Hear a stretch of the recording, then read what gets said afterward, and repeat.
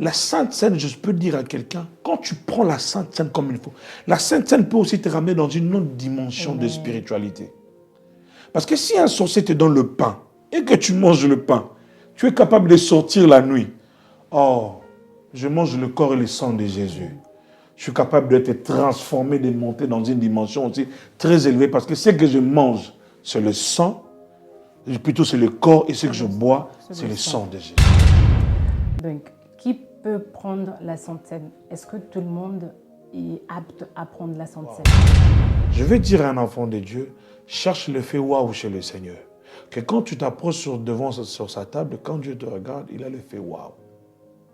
Comme tu chercheras un homme qui puisse avoir l'effet waouh quand il te regarde, cherche que Dieu puisse avoir l'effet waouh quand tu veux passer à la table du Seigneur. Est-ce que c'est écrit dans la Bible que nous devons le prendre une fois dans le mois ou un chrétien peut prendre la Sainte Seine tant de fois qu'il veut? Je peux me dire aujourd'hui je me réveille, je rends grâce à Dieu, je prends la Sainte Seine. J'ai dit aux enfants de Dieu, la Sainte Seine, ce n'est pas quelque chose que nous pouvons jouer avec ça, c'est une communion avec le Seigneur. C'est une communion avec le Seigneur. C'est comme une gage que Dieu est en train aussi de mettre dans ton corps. Quand Dieu a voulu frapper l'Égypte, il a dit, quand je passerai, là où je trouverai le sang dans les linteaux, dans les manteaux, j'enverrai l'ange de la mort. Il passera outre, il passera au-dessus. C'est ça le jugement. C'est un jugement pour toi. C'est-à-dire que quand tu manges la Sainte Seine dignement, quand le jugement du Seigneur vient, ça passera outre. Pourquoi? Parce que tu as mangé, tu as mangé le corps, tu as bu le sang dignement. Ça marque les linteaux et le menton. Là, le jugement du Seigneur vient, ça t'approuve. Parce que le jugement du Seigneur, avec la Sainte Seine, t'approuve. Shalom bien-aimés, bienvenue sur notre émission Les Cris de réparation. La Bible nous dit dans le livre d'Apocalypse 3, verset 20, « Voici, je me tiens à la porte et je frappe. Si quelqu'un entend ma voix, ouvre la porte, je rentrerai chez lui, je souperai avec lui et lui avec moi. » Si par notre émission Les Cris de réparation, tu entends la voix de l'Éternel frapper à ta porte, à la porte de ton cœur, alors mon frère, ma sœur, n'endurcis pas ton cœur, laisse l'Éternel entrer. Sans plus tarder, aujourd'hui, nous avons ramené un nouveau thème, un thème qui va vous bénir. Aujourd'hui, nous allons parler de la Sainte Seine. Alors, sans plus tarder, nous allons appeler notre invité d'aujourd'hui, l'apôtre Arsène. Shalom, apôtre. Shalom, ma sœur Joséphine. Alors, aujourd'hui, nous avons le thème la Sainte Seine. Donc, nous voulons aborder avec vous, que vous puissiez nous expliquer qu'est-ce que c'est la Sainte Seine. Comme le disent un peu, comme tout le monde peut le dire, en fait, quand on parle de la Sainte Seine, nous voyons ce qu'on dit, c'est le repas. C'est le dernier repas que Jésus a pu avoir avec ses disciples, avant de passer ces temps qu'on appelle le temps de la Pâque et qu'on sort. Mais la Sainte Seine est juste le dernier repas que Christ a pu avoir avec ses disciples. Comme dans plusieurs thématiques, les gens peuvent dire aussi c'est la fraction du pain, c'est le repas du Seigneur, c'est la table du Seigneur ou la communion au corps et au sang du Christ, comme Paul l'invoque dans 1 Corinthiens 10. Et en gros, c'est que je pourrais dire pour que les enfants de Dieu qui vont suivre l'émission, qui comprennent, la Sainte Seine n'est que le repas du Seigneur. La table que le Seigneur avait d'abord préparée afin de passer à une étape qui est très importante, qui était la Pâque. D'accord. Pourquoi doit-on prendre la Sainte Seine? La Sainte Seine, nous devons d'abord comprendre que c'est une alliance. D'accord. Elle est très importante dans la vie des enfants de Dieu. Pourquoi? Je veux essayer un peu de remonter un peu l'histoire. Si nous partons à l'époque où Moïse, parce que la Sainte Seine a été d'abord c'est quelque chose de spirituel, c'est quelque chose qui est inspiré ou divinement venant de Dieu. Moïse d'abord, je commence par Moïse. Moïse a fait un acte de la Sainte Seine aussi. Parce que la Sainte Seine, il y a deux éléments de base dans la Sainte Seine. Il y a le sang et il y a le corps. Et quand on voit le sang, la Bible elle nous dira qu'après avoir que tous les enfants, le peuple d'Israël avant qu'il puisse quitter, sortir de l'Égypte, il y a eu la Sainte Seine. Avant que la délivrance soit totale, il a dit ceci, écoute, vous allez prendre le sang, on va couper les agneaux et on va prendre ces sangs et le sang va répondre. La parole que Moïse avait dit ces jours-là, c'est la même parole que Christ l'avait répétée. Moïse a dit, vous ferez ceci en mémoire de moi, en mémoire de Dieu. C'est-à-dire qu'en répandant ces sangs-là, Moïse a créé une alliance. C'était la première alliance que les enfants d'Israël, ils ont pu faire avec Dieu. Parce qu'avant cela, je m'excuse, toutes les personnes qui sont passées, ils ont fait l'alliance personnelle. Que ce soit Abraham et les autres, c'était l'alliance entre Dieu et Abraham. Que ce soit alliance Dieu et Jacob. Mais ce jour-là, c'était une alliance que le peuple a fait avec Dieu. Donc la première alliance, c'était la Sainte Seine que Moïse a pu faire avec les enfants d'Israël en répandant le sang. Et c'est la même chose, Christ a pu le faire dans le repas avec ses disciples. Il a dit, vous ferez ceci en mémoire de moi. Que quand nous prenons la Sainte Seine, c'est comme une forme d'alliance que nous créons et nous faisons avec notre Dieu. En gros, si on peut dire, on renouvelle l'alliance aussi, parce que si on est déjà chrétien, donc on a déjà une alliance avec le Seigneur. Ok, tout à fait raison. En fait, dans la vie chrétienne, il y a plusieurs sortes d'alliances. Je crois que c'est, par la grâce de Dieu, peut-être un jour on parlera des alliances, parce qu'il y a plusieurs alliances, en fait. Même quand tu verras Abraham avec Dieu, il n'a pas fait qu'une alliance. Il y a plusieurs alliances. Tu verras dans le chapitre 13 du livre de Genèse, dans le chapitre 15, dans le chapitre 17. Il y a différentes alliances qu'Abraham a pu faire. Et quand nous prenons la Sainte Seine, déjà quand nous venons dans le Seigneur, la toute première alliance, c'est le sang que Christ a répandu sur la croix, dans notre vie.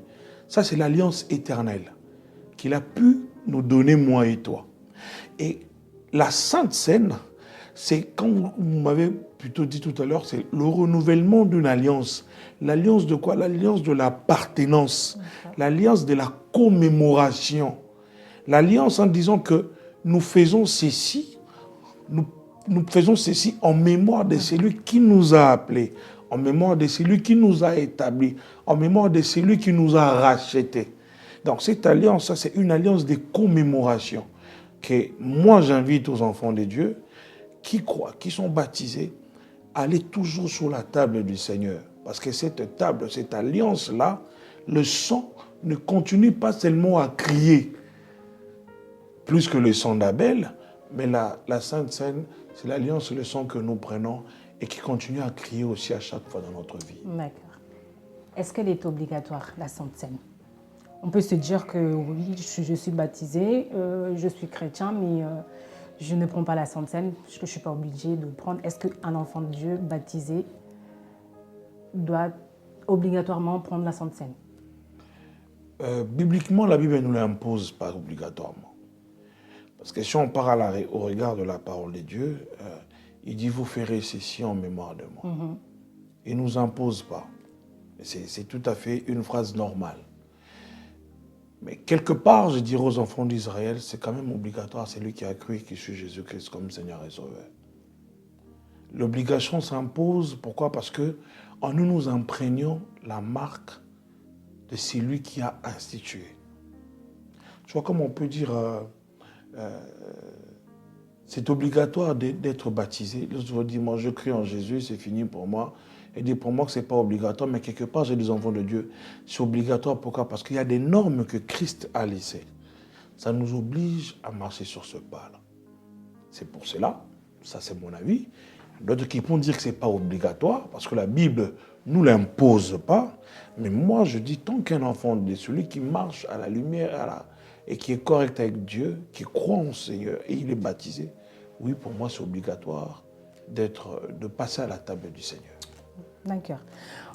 On voit aujourd'hui dans nos églises qu'on le prend pas pratiquement, c'est ce que moi j'ai remarqué depuis cet âge que j'ai, qu'on le prend une fois dans le mois, la Sainte Seine. Est-ce que c'est écrit dans la Bible que nous devons le prendre une fois dans le mois ou un chrétien peut prendre la Sainte Seine tant de fois qu'il veut? Je peux me dire aujourd'hui, je me réveille, je rends grâce à Dieu, je prends la Sainte Seine. D'accord. Très bonne question. On va vraiment essayer d'ouvrir les pensées des enfants de Dieu. Dans les églises, dans nos églises où nous servons, où nous travaillons, il y a ce qu'on appelle des dogmes. Des dogmes, c'est-à-dire que c'est des principes ou selon, c'est des attentes que chaque église a pu mettre en place. Ce n'est pas signifié dans la parole de Dieu que la Sainte Seine doit se faire une fois par mois, que la Sainte Seine doit se faire que obligatoirement à l'église, parce que là où Christ a fait la Sainte Seine, ce n'était pas dans une église. Mais lui-même, il représentait déjà l'église. Je vais expliquer. Et la Sainte Seine, on peut le prendre aussi chaque dimanche. Moi, je connais des églises où tous les dimanches, ils prennent la Sainte Seine. Il y a des églises qui les font une fois par mois. Il y a des églises qui les font par événement. C'est-à-dire que pendant la Pâque, pendant le Pentecôte, au moment où ils sont allés baptiser les gens, il y a des gens qui les font occasionnellement. Est-ce que le faire une fois par mois, c'est mauvais ou le faire... C'est pour cela que je dis, dans chaque église, il y a des dogmes, il y a des principes, il y a des attentes que les responsables de l'église ont pu mettre en place et que nous avons arrêté sur la terre. Dieu aussi l'approuve. Que nous allons commencer à faire la Sainte Seine une fois par mois. Comme je peux dire dans l'église où moi je sers l'Éternel, nous ne faisons pas la Sainte Seine une fois par mois. Nous faisons la Sainte Seine par des événements. D'accord. Genre, quand c'est la Pentecôte, quand c'est la Pâque, quand c'est au moment de baptême. Ici, on a des forts moments de prière de 1 semaine ou de 3 semaines ou de 1 mois. À la fin, à la sortie, on institue, on dit qu'on va faire la Sainte Seine. Donc, ce n'est pas programmé que chaque dimanche ou chaque premier ou dernier dimanche du mois, il y a la Sainte Seine. Ça dépend des attentes de chaque église. D'accord. Donc, qui peut prendre la Sainte Seine? Est-ce que tout le monde est apte à prendre la Sainte Seine? Non. Pourquoi? C'est lui qui doit prendre la Sainte Seine, c'est celui, en gros, qui est déjà appelé disciple. D'accord. Christ n'a pas donné la Sainte Seine à 5000 personnes. Il n'a pas donné à 70 personnes.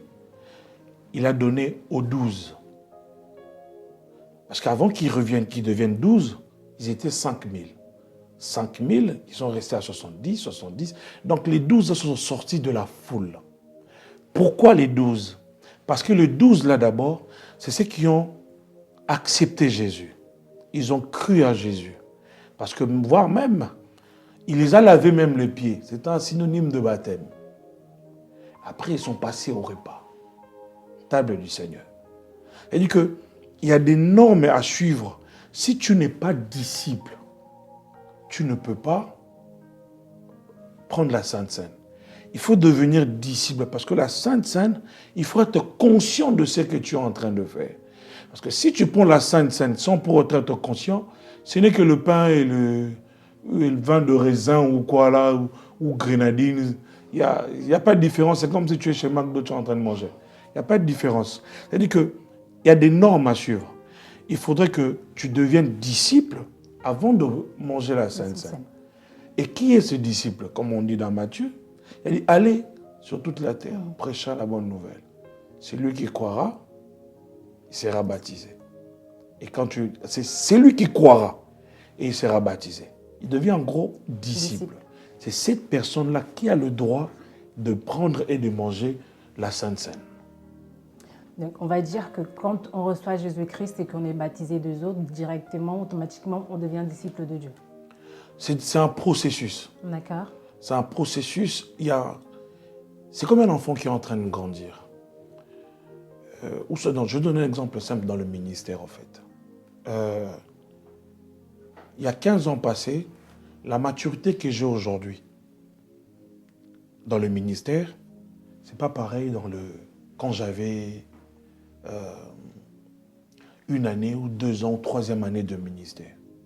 C'est-à-dire qu'au fur et à mesure, est-ce que dans mes 1 année ou 2 ans, ou je prends mes 5 premières années de ministère, par exemple, en tant qu'apôtre, et après mes 20 ans de ministère, est-ce que j'ai changé? J'ai toujours le titre apôtre. Mais simplement que j'ai pu acquérir certaines maturités. J'ai grandi dans les choses de Dieu. Et dit qu'un disciple, il a un point A, il a un départ. Mais pour être disciple, il faudrait d'abord que tu acceptes. C'est comme si tu es entré dans une lignée, tu es entré dans un chemin, tu entres dans un couloir où tu as une idéologie, c'est Jésus. Tu le reçois, tu passes aux eaux de baptême, tu es disciple, c'est-à-dire que tu es dans un chemin où tu suis l'idéologie de quelqu'un, jusqu'à devenir un disciple dans la totalité. C'est comme un enfant qui est en train de grandir. Tu as commencé par le pain, après tu es passé, tu commences à plutôt le lait, le pain, et tu commences à croquer. Un disciple, c'est aussi une étape. Deux fois, nous, dans les églises, nous condamnons quelqu'un qui est venu 1 année, et celui qui est venu il y a 18 ans dans l'église, il veut que celui qui a que 6 mois ou 1 année soit au même niveau que lui. Il faut laisser le temps à chaque personne d'accroître. Oui, je peux dire que celui qui a cru en Jésus-Christ, il est baptisé, il est sur le chemin, il est disciple. Mais simplement qu'avec le temps, il est en train d'acquérir certaines maturités afin d'arriver à la stature parfaite. Voilà le terme que je cherchais. D'accord, ok.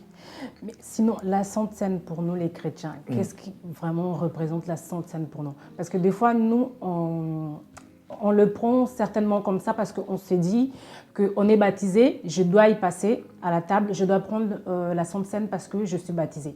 Donc, la signification, vraiment la représentation de la Sainte Seine dans la vie d'un chrétien. Qu'est-ce qu'elle représente, la Sainte Seine, dans la vie d'un chrétien? La Sainte Seine, c'est que nous devons avoir dans la vie d'un chrétien, c'est d'abord un repas, c'est un repas saint.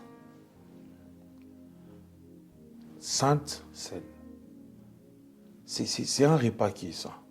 Ça représente quoi? Ça représente celui qui est notre modèle, celui qui est notre sauveur, celui en qui nous suivons la marche. La Sainte Seine représente Christ lui-même dans notre vie. C'est Christ lui-même dans notre vie. Parce qu'il a dit, vous buverez mon sang et vous mangerez mon corps. Parce que si quelqu'un, en lui, ne discerne pas encore la signification dignement de la Sainte Seine, c'est comme j'ai dit tout à l'heure, ça ne sert à rien. C'est comme s'il prenait il prenait un jus avec le pain. Mais si un enfant de Dieu arrive à discerner que ce n'est pas un repas ordinaire, parce que la Sainte Seine n'est pas un repas ordinaire, ce n'est pas une chose profane, mais c'est quelque chose qui est divinement institué sur la terre pour l'homme. Voyez. C'est-à-dire que, je veux donner un exemple. Cet exemple-là vient être en train de fuir, mais je crois que ça va arriver. Je donne un exemple simple. Comme tu es là, quelqu'un qui veut te suivre, par exemple.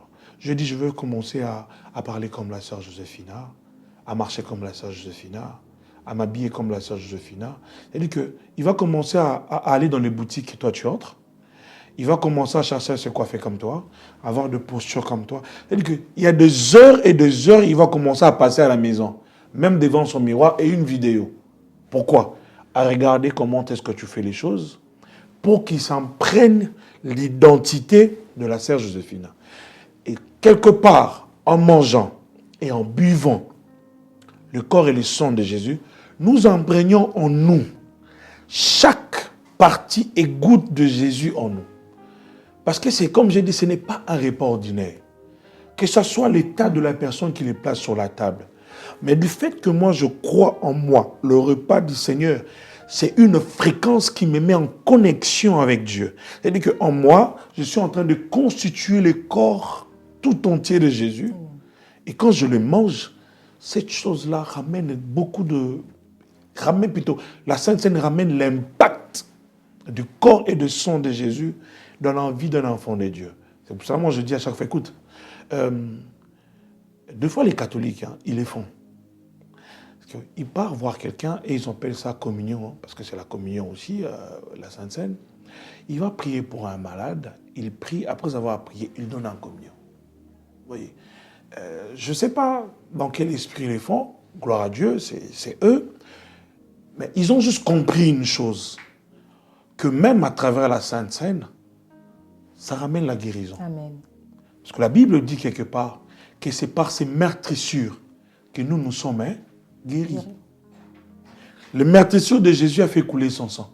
Si je crois que la coupe là que je suis en train de boire, ce n'est pas le jus de raisin, ce n'est pas la fraise, ce n'est pas la grenadine, mais c'est le sang de Jésus.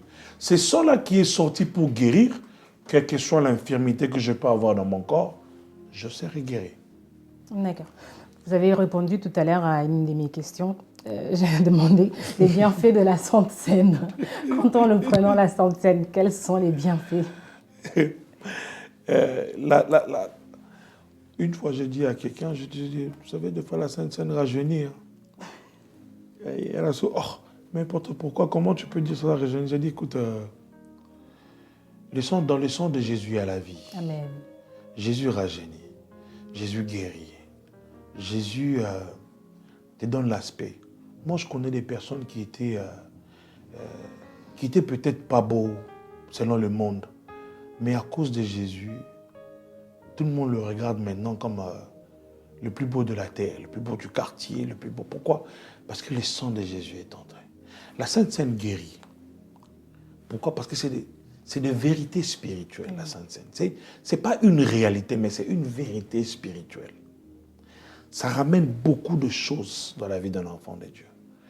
Je vais vous donner un exemple pour moi.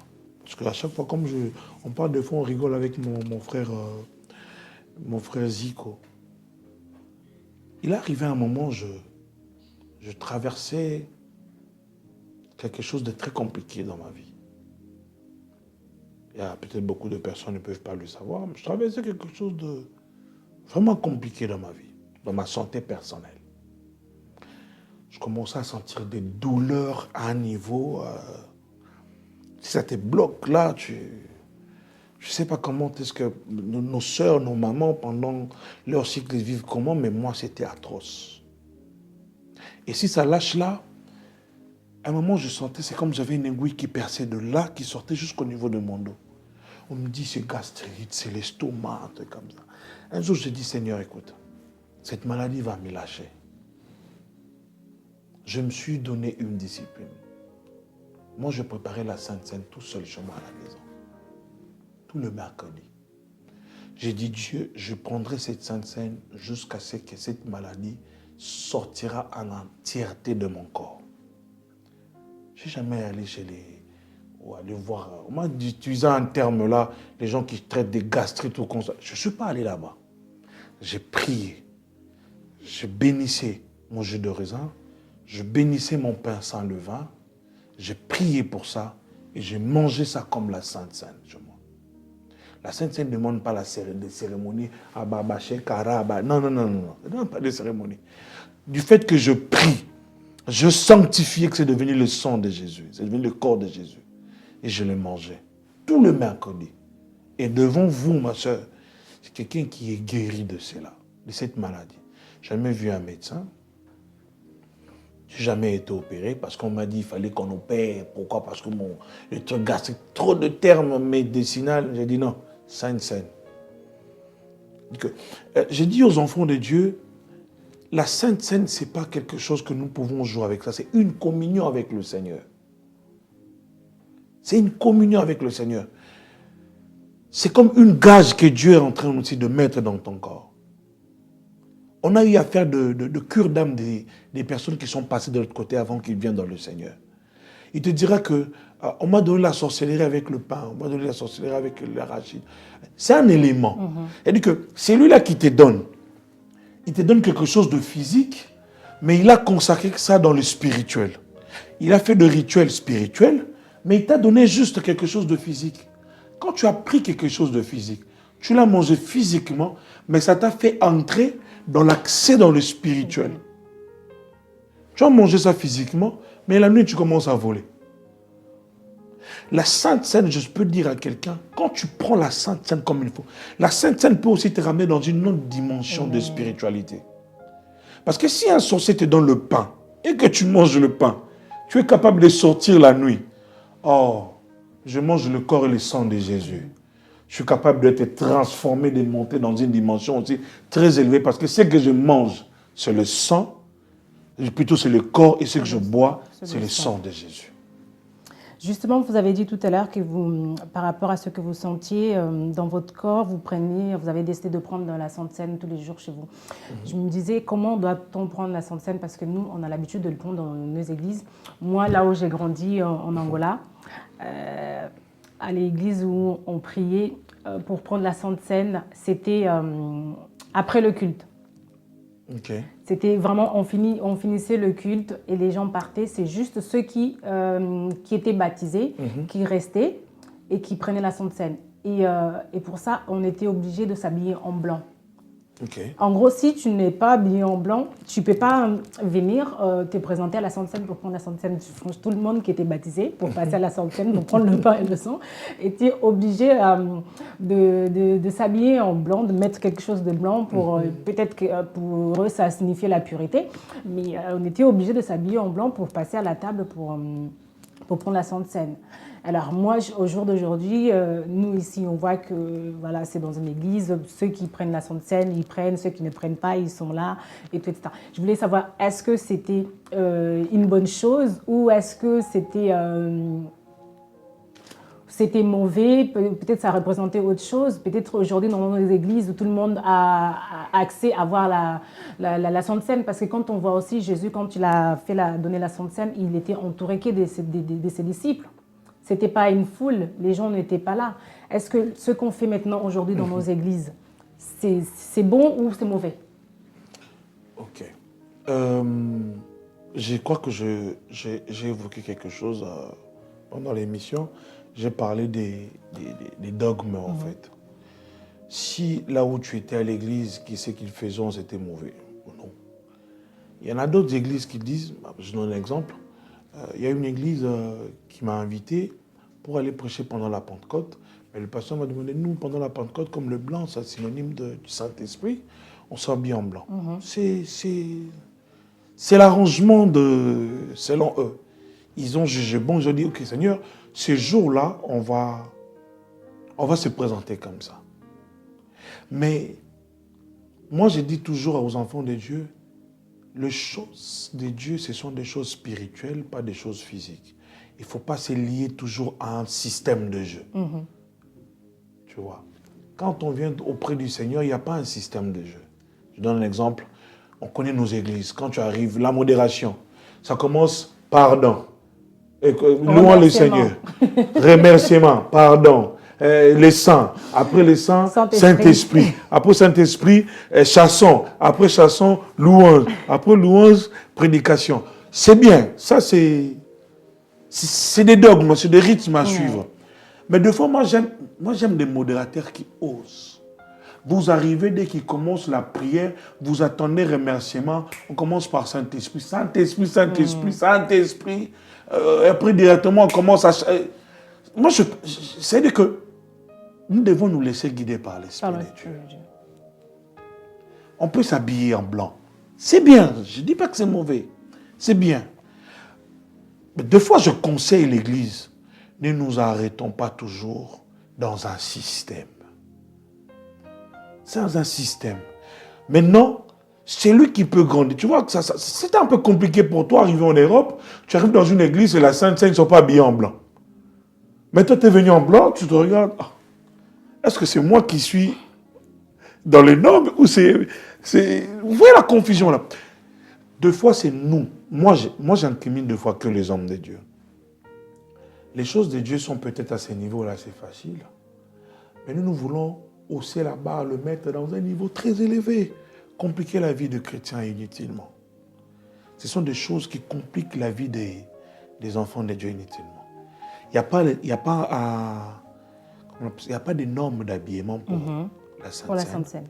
Il n'y en a pas. Il n'y a pas de normes de... comment dirais-je, des coiffures ou comment là pour la Sainte Seine. On nous dit seulement que non, il faut se préparer avant de passer à la table du Seigneur. Parce que même Moïse dit aux enfants d'Israël, préparez-vous, car demain, Dieu va vous visiter. C'est-à-dire que vous devez vous sanctifier, vous devez être norme. C'est comme quand tu vas te laver, tu pars dans un rendez-vous. J'aime plus les filles quand il va aller dans un rendez-vous amoureux. Des fois, le garçon, ça passe, mais pas les femmes.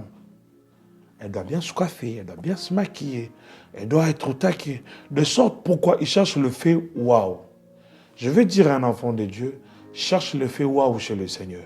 Que quand tu t'approches sur sa table, quand Dieu te regarde, il a le fait waouh. Comme je chercherai un homme qui puisse avoir l'effet waouh quand il te regarde, cherche que Dieu puisse avoir l'effet waouh quand tu veux passer à la table du Seigneur. L'habillement, il faut être en blanc, il faut être en rouge, mais il faut avoir un habillement décent. Aujourd'hui, à l'église, on vient quand on veut. Tu laisses ton nombril à l'extérieur. Il y a le mode. Bon, on en parlera, je ne suis pas là-dedans, mais j'aimerais que quand tu viens, il faut avoir juste un habillement décent. Vraiment décent. C'est très important. J'avais une dernière question, parce que quand on parlait des bienfaits de la Sainte Seine, sûrement aussi, en parlant de bienfaits aussi, il y a des conséquences aussi pour la Sainte Seine. Mais la parole de Dieu nous dit que quiconque mange et boit ma chair et mon pain dignement, boit et mange un jugement contre lui-même. J'aimerais comprendre. Manger dignement, ça veut dire quoi? Parce que nous, peut-être, on va comprendre dignement autrement. Tout à l'heure, on parlait vous avez évoqué le style vestimentaire. Peut-être on n'est pas habillé décemment. Ça peut être aussi dignement. Mais est-ce que ce dignement, c'est une autre chose?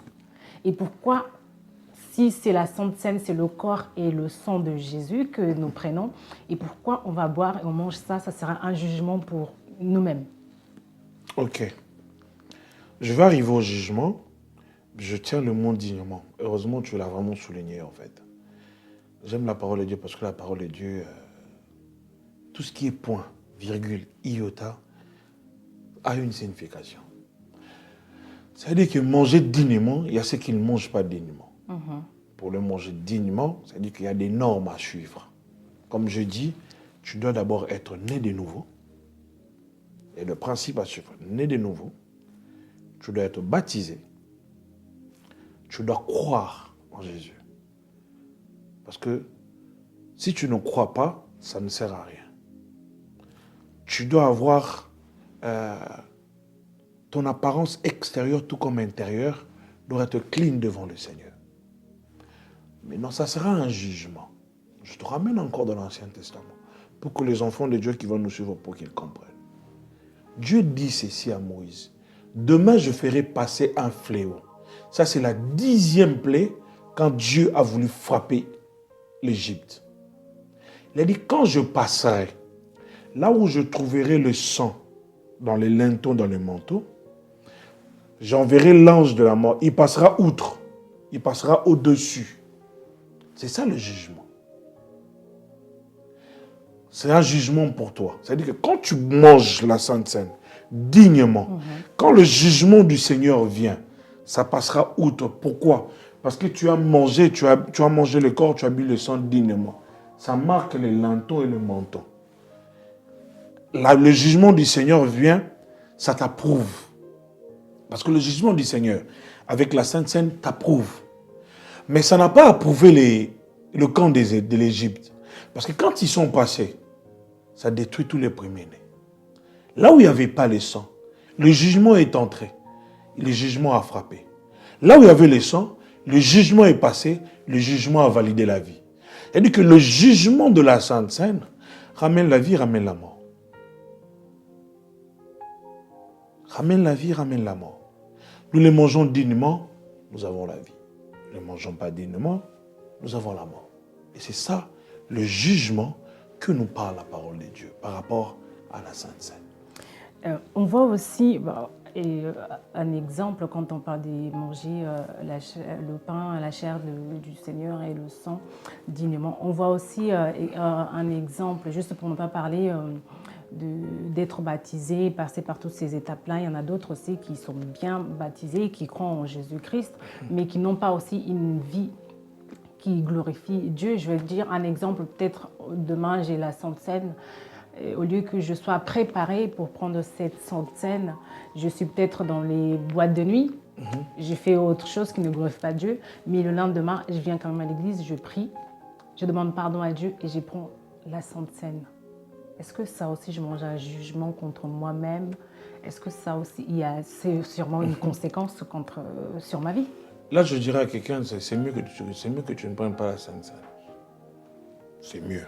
Simple, il n'y a rien, c'est passé normal, tranquille. Parce qu'on se prépare. La préparation, je crois que dans les jours à venir, quand on fera l'émission sur la Pâque ancienne et la Pâque juive, vous savez, on dit, on prenait l'agneau, il faut préparer l'agneau. J'évoque juste une parole pour comprendre. Il faut préparer l'agneau pendant 10 jours. Pendant 10 jours. Et cet agneau-là, il faut le préparer encore pendant 5 jours avant de passer à la Pâque. C'est-à-dire qu'il y a un temps, il y a un moment, parce que la Sainte Seine, on l'annonce à l'église. Je ne dis pas à quelqu'un, bon, on va faire ceci, il peut venir te préparer. C'est-à-dire que nous tous, tant que nous vivons sur la terre, nous broncherons toujours. Tant que nous vivons sur la terre, ma sœur, nous allons toujours tomber ci et là. Mais quelqu'un qui dit, bon, je prépare la Sainte Seine pour dimanche, il faut que tu te prépares en tout et pour tout. En tout et pour tout. Pour se préparer, pour venir devant la table du Seigneur. Mais ce n'est pas que, bon, je pars d'abord là-bas, après, demain matin, quand je vais rentrer, je vais prier, je vais partir. Je ne sais pas quel genre de préparation. Ce qui est plus important, il y a des normes de préparation pour se présenter. Je veux même évoquer une pensée qui n'a peut-être rien à voir avec ça, mais c'est juste pour la préparation. La Bible nous dit quand le roi a mis Vasti dehors, on a recruté les femmes pour que le roi choisisse. Mais pourquoi ils n'ont pas seulement ramené toutes ces femmes-là directement que le roi choisisse? Est-ce que vous comprenez? Tout ça, c'est un mystère. C'est un mystère de quoi? De la préparation. Chaque enfant de Dieu doit savoir même préparer son culte, préparer son offrande. Et d'autres, ils arrivent à l'église, ah, j'ai des pièces. J'ai dit à tout le monde qui cherche l'offrande comme ça là, pendant le culte, ton offrande, ça ne sert à rien. Ça ne sert à rien. Ça, je ne sais pas si c'est le monde ou quoi. Là. Oh, tu ne réussiras jamais d'avoir la bénédiction de cette offrande-là. Ça se prépare. Ça se prépare. On dit bien qu'il faudrait que ça ne soit pas un agneau qui est boité, qui est blessé. C'est-à-dire que tu dois chercher, tu dois trier parmi les agneaux. Toutes choses pour venir dans la présence de Dieu, ça se prépare. C'est pour cela, Saoul, quand on a dit, entrons ici, il y a des prophètes, il a dit, ah, je n'ai pas d'offrande, je n'ai pas préparé l'offrande pour aller voir le prophète.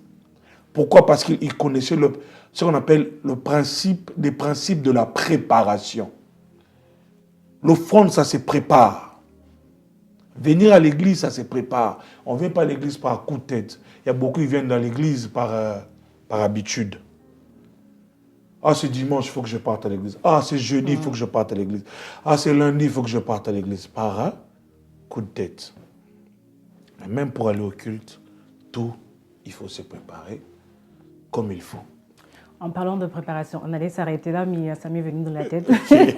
En parlant de la préparation, je vais parler toujours de la Sainte Seine, la préparation. On est en train de parler de la Sainte Seine, on parle que le corps du Christ et le sang. On va bien dire, expliquer au peuple de Dieu et ceux qui nous suivent aussi qui ne connaissent pas Dieu. On ne parle pas du corps de Christ Jésus qui on coupe ou qu'on mange, ou son sang, qu'on boit le sang. Pas du tout.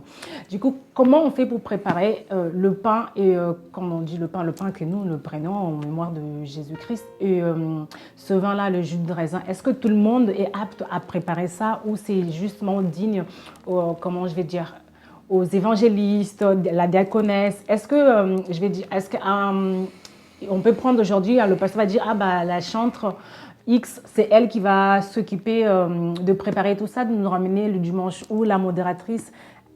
Est-ce que c'est possible ou c'est juste parce que dans d'autres églises, on voit que c'est que, par exemple, la prophétesse ou l'ancienne, ou ça tourne dans le rond. Dans le rond.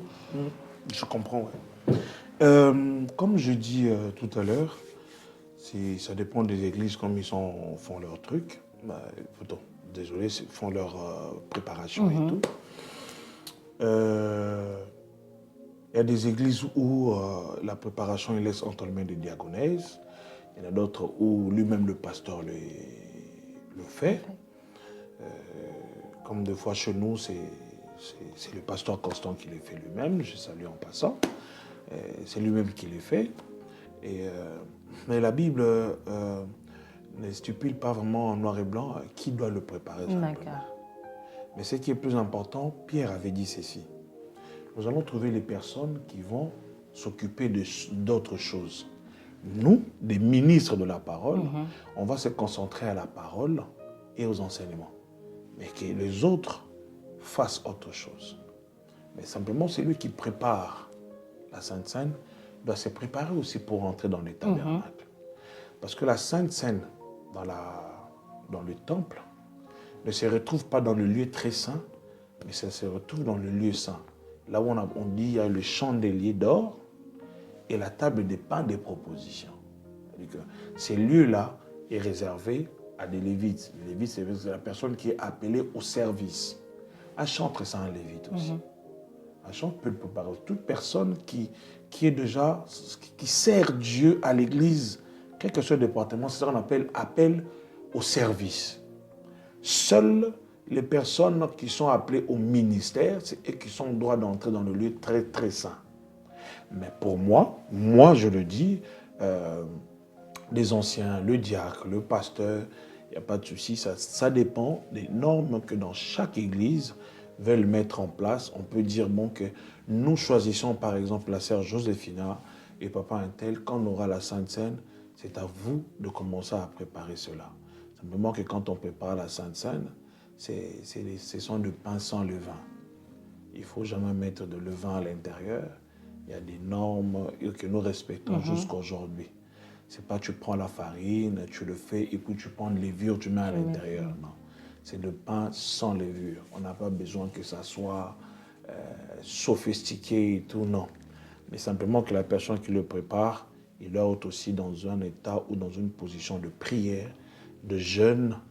Et je conseille toujours de prière pour que sa prière à lui aussi, et en même temps il est en train de prier pour la Sainte Seine qu'il est en train de préparer, pour que les personnes qui viennent le manger, qu'il y ait l'impact. Comme je dis à chaque fois au protocole, vous arrivez à l'église, moi j'ai fait le protocole à l'église dans les années 99, 2000, 2001, et quand on venait à l'église, je touchais les bancs. Nous à l'époque, ce n'était pas de chaises comme aujourd'hui au pays, c'était encore de bancs, de grands bancs là et tout, mais tu viens, tu poses les mains, tu dis Seigneur, j'ai prié pour que la personne que je donnerai cette place, quand il va s'asseoir, qu'il soit impacté.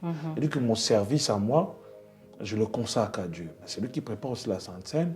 Il doit à ce moment se préparer spirituellement et prier aussi même pour ce qu'il est en train de préparer, afin que les personnes qui viendront le manger vivent la mort et la résurrection de Jésus-Christ. Amen. Quel est votre mot de la fin concernant ce thème, la Sainte Seine, pour nos frères et sœurs qui sont en train de nous suivre en ce moment? Je dirais à tous les enfants de Dieu, prenez la Sainte Seine.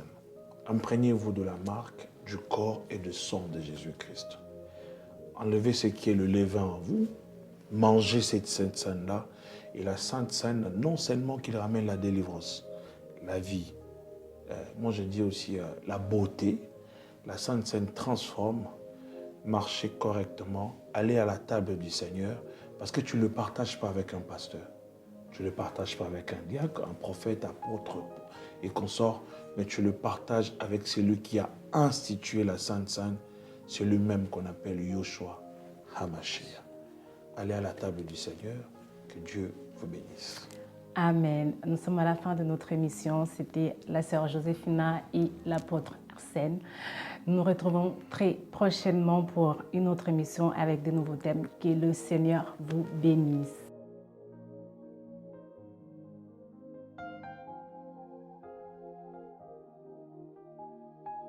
À ZL Prod, hier ZL Prod n'existe pas. Mais ZL Prod existe parce qu'il y a un Dieu qui a donné la vie. Yes, amen. Pour qu'à travers cette institution, que beaucoup d'âmes aussi derrière soient sauvées. Sauvé, yes, amen.